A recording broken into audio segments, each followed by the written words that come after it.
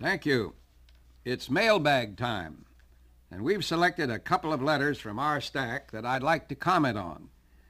I want to remind our listeners, however, that I do send a personal answer to everyone who writes, whether we read the letter on the air or not. What's in the first letter, Ruth? This smacks of in-law trouble, Norman.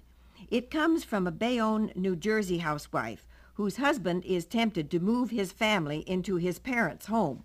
We've been married for 3 years, she writes, and we have a little boy. I've been looking for a larger apartment now that my husband has just received a promotion. However, my husband's folks have asked us to move in with them so we could save money. I know they're doing this to be kind, but I think the whole idea is going to cause trouble. It could indeed. Parents are frequently unaware that they cannot control their children's lives beyond a certain point. Inevitably, this causes tension.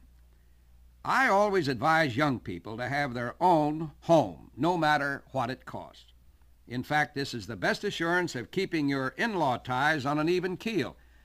Of course, be friendly, but you must make it clear from the beginning that you're going to chart your own lives and your own social schedule. Explain this to your husband as a matter of vital principle. The next letter comes from a woman who's appalled by the fact that her husband is turning into what she calls a human balloon. I'll read it right after this message. A Cincinnati woman writes the following. My husband is slowly turning into a human balloon.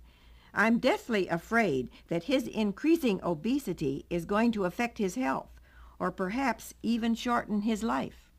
He now weighs close to 300 pounds, which is 100 pounds more than his weight was when I married him. He keeps reminding me that I married him for better or worse. He also says he comes from a long line of fat people and there's nothing he can do about his weight. Our doctor says he should reduce. What can be done about this? Human balloon, huh? Quite interesting. How many times have I heard that old excuse? I come from a long line of fat people. Now, let's face it. The reason they're fat is simply because they all eat too much. Anybody with character and determination can reduce. I've done it myself, believe it or not. And I think you'll have to make it clear to your husband it's hard for you to be responsive to, shall we say, a slob. Now, don't nag him about it, but try to work out a rigorous diet with him through your family doctor. And be sure to praise him, and praise him well for every pound that disappears. That's about it for today. If you have a problem, please let me hear from you. Just write a letter to me, Norman Vincent Peale, care of your local station.